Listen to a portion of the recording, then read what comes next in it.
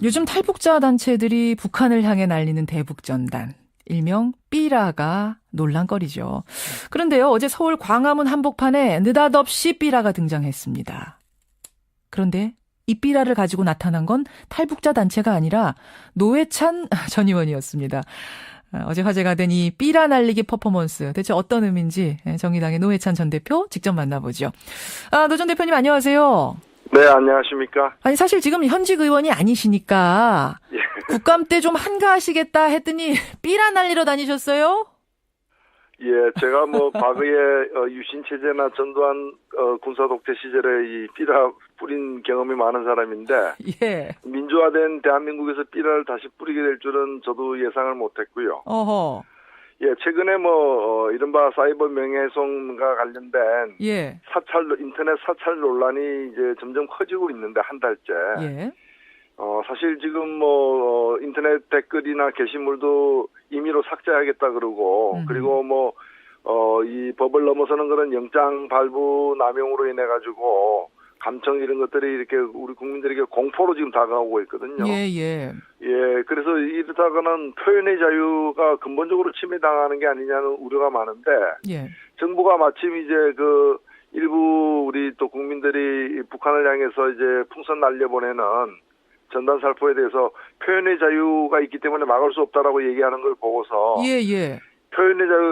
지금 표현의 자유가 보장되는 유일한 게 삐라 살포 아니냐.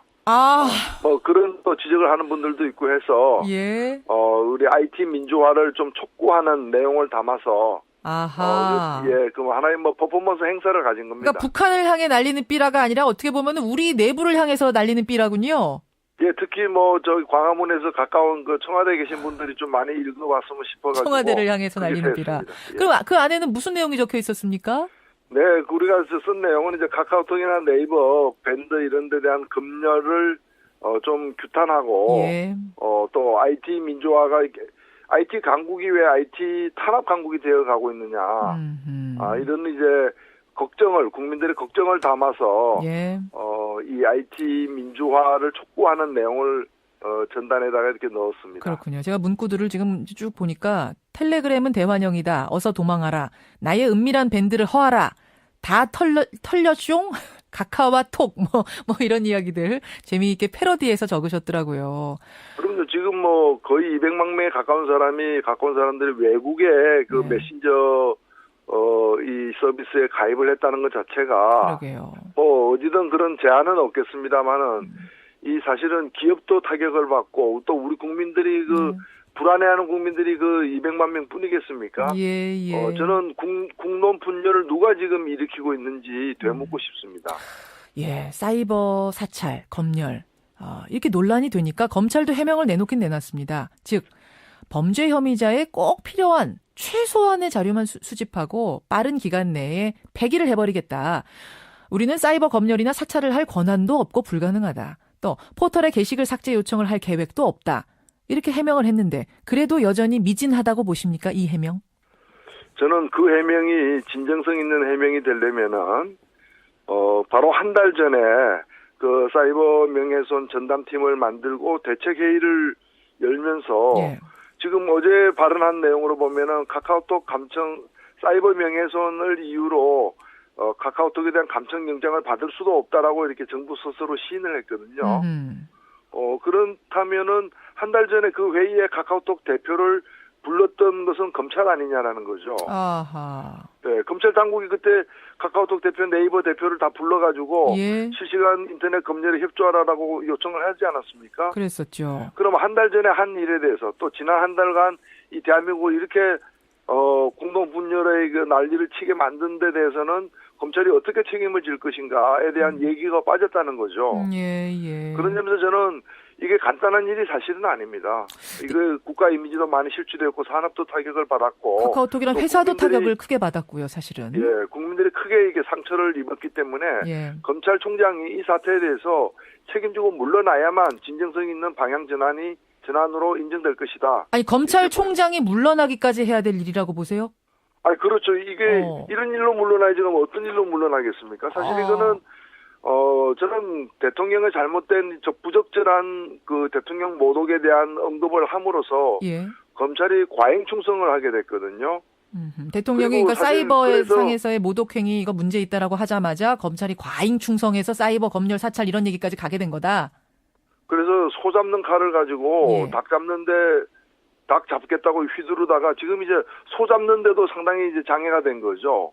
소 잡는데도 장애가 됐다. 그 말씀은 정말 꼭 필요한 상황에서도 못 보게 됐다 이 말씀이세요? 그렇죠. 사실 이 통신비밀보호법이라는 게 예. 간첩을 잡거나 테러범, 유괴범 잡기 위해서 예. 그런 어떤 국가 안보와 중대범죄와 관련해 가지고 제한적으로 예외적으로 감청을 허용한 건데 그냥 명예훼손이 있나 없나를 갖다가 이걸 검열하겠다고 이제 이 통신비밀보호법까지 이렇게 이 악용을 갖다 했기 때문에 예. 그에 대한 저항이 생기는 거지 회사도 저항하고 있지 않습니까? 그렇죠. 저는 그 저항이 옳다고 생각하지는 않지만은 결국 그러한 무리한 저항을 불러일으킨 것도 검찰 당국이고 예. 그래서 정작 잡아야 될 간첩을 잡거나 인질범 잡을 때 테러범 잡을 때는 더 힘들게 된 거 아니냐라는 거죠. 정말 필요할 때도 이제는 눈치를 봐야 되는 상황까지 스스로 자초해버렸다. 이런 지금 비판을 하시는 거예요. 네, 알겠습니다. 그래서 저는 검찰총장이 책임을 져야 된다고 책임을 질 문제까지다라고 보세요. 그 카톡 얘기가 나왔으니까 말입니다만 어제 그 카톡 운영하는 회사의 대표가 국정감사에 출석을 해서 다시 한번 선언을 했죠. 감청영장 가지고 와도 이제는 제공 안 하겠다. 그러자 일부 국회의원들이 따가운 질타했습니다. 그럼 법 안 지키겠다는 말이냐? 공무집행 방해냐? 어떻게 생각하세요?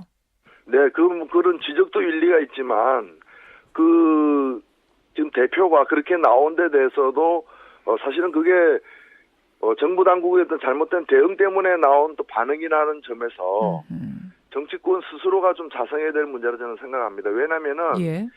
지금 이 현재의 통신비밀보호법은 이메일과 음성 통화 그다음에 문자 서비스에는 적용이 되는데 예. 그 시절에 만들어졌던 거예요. 그렇죠. 그러니까 이제 카카오톡이나 밴드 이런 이제 SNS 메신저가 나오기 전에 만들어졌던 법이기 때문에 예. 그 법 내용에 상당히 허술한 부분이 사실은 많습니다. 음성 통화에 대한 감청은 미래의 감청만 허용하게 돼 있고 판례상 보면은 예. 그런데 이제 이메일 같은 전자우편도 감청 대상으로 돼 있거든요. 아하. 예, 그렇기 때문에 이메일 같은 거는 이미 주고받은 이메일이 서버에 보관돼 있으면 그걸 갖다가 감청영장으로 보게끔 돼 있어요. 예. 미래가 아니고. 예, 그래서 감청영장으로 그 SNS를 볼 수 있느냐 없느냐 하는 것은 굉장한 논란이 될 수밖에 없는 상황이에요, 지금. 그렇군요.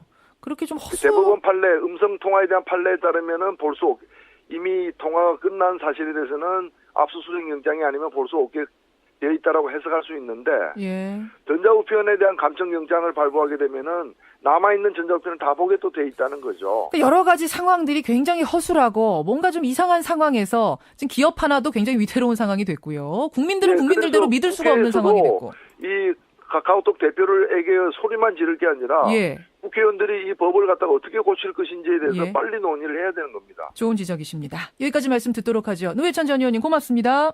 네, 감사합니다.